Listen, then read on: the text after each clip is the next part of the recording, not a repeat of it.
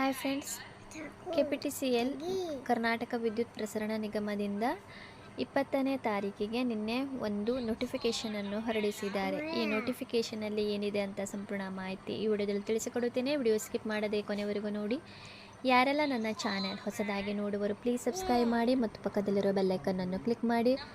ನಾನು ಹಾಕುವ ಈ ರೀತಿಯ ಹೊಸ ಉದ್ಯೋಗದ ಮಾಹಿತಿ ಬೇಗನೆ ನಿಮ್ಮ ಹತ್ತಿರ ತಲುಪುತ್ತದೆ.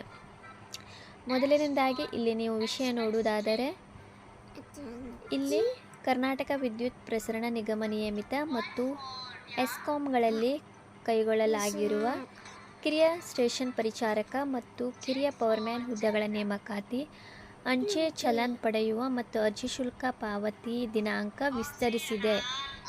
ಯಾವುದು ನೀವು ಚಲನ್ ಮತ್ತು ಅರ್ಜಿ ಶುಲ್ಕ ತುಂಬುವ ಒಂದು ದಿನಾಂಕ ಎಕ್ಸ್ಟೆಂಡ್ ಮಾಡಿದ್ದಾರೆ.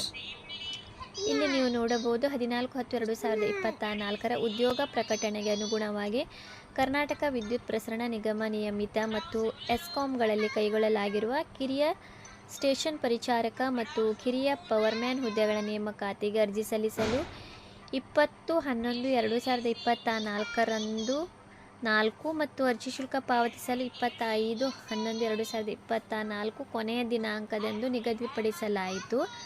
ಆನ್ಲೈನ್ ಅರ್ಜಿಗೆ ಸಂಬಂಧಿಸಿದಂತೆ ಅರ್ಜಿ ಶುಲ್ಕವನ್ನು ಪಾವತಿಸಲು ಅಂಚೆ ಇಲಾಖೆ ಚಲನ್ ಅನ್ನು ಡೌನ್ಲೋಡ್ ಮಾಡಿಕೊಂಡು ಅರ್ಜಿ ಶುಲ್ಕ ಪಾವತಿಸಬೇಕಿತ್ತು. ಅಂಚೆ ಚಲನ್ ಅನ್ನು ಡೌನ್ಲೋಡ್ ಮಾಡಿಕೊಳ್ಳುವ ಮುನ್ನ ಅಭ್ಯರ್ಥಿಗಳು ಇ-ಸೈನ್ ಪ್ರಕ್ರಿಯೆಯನ್ನು ಪೂರ್ಣಗೊಳಿಸಬೇಕಿತ್ತು. ಆದರೆ ಇ-ಸೈನ್ ಪ್ರಕ್ರಿಯೆಯನ್ನು ಪೂರ್ಣಗೊಳಿಸಲು ಸಾಧ್ಯವಾಗುವುದಿಲ್ಲವೆಂದು ಹಲವಾರು ಅಭ್ಯರ್ಥಿಗಳು ತಿಳಿಸಿದ್ದಾರೆ.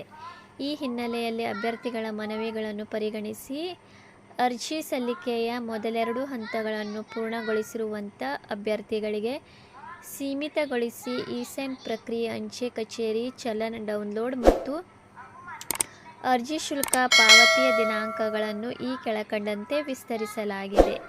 ನೋಡಿ, ಅವರು ಡೇಟನ್ನು ಎಕ್ಸ್ಟೆಂಡ್ ಮಾಡಿದ್ದಾರೆ. ಇ-ಸೈನ್ ಪ್ರಕ್ರಿಯೆಗೆ 5 ಡಿಸೆಂಬರ್ 5ನೇ ತಾರೀಕುವರೆಗೆ ನೀವು ಇ-ಸೈನ್ ಪ್ರಕ್ರಿಯೆ ಮಾಡಬಹುದು. ಅಂಚೆ ಕಚೇರಿ ಚಲನ್ ಡೌನ್ಲೋಡ್ ಅದೇ ರೀತಿ ಇದು ಕೂಡ ಡಿಸೆಂಬರ್ 5ನೇ ತಾರೀಕುವರೆಗೂ ನೀವು ಅಂಚೆ ಕಚೇರಿ ಚಲನ್ ಡೌನ್ಲೋಡ್ ಮಾಡಿಕೊಳ್ಳಬಹುದು. ಅರ್ಜಿ ಶುಲ್ಕ ಪಾವತಿಸಲು ಡಿಸೆಂಬರ್ 10ನೇ ತಾರೀಕುವರೆಗೆ ಅವರು ಎಕ್ಸ್ಟೆಂಡ್ ಮಾಡಿದ್ದಾರೆ.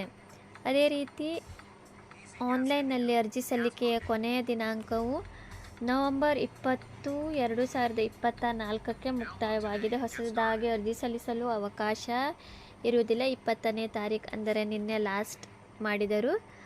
ಅದೇ ರೀತಿ ನಿಮಗೆ ಚಲನ್ ಡೌನ್ಲೋಡ್ ಮಾಡಿಕೊಳ್ಳಲು ಮತ್ತು ಶುಲ್ಕ ಪಾವತಿಸಲು ಅಷ್ಟೇ ಡೇಟ್ ಅವರು ಎಕ್ಸ್ಟೆಂಡ್ ಮಾಡಿದ್ದಾರೆ.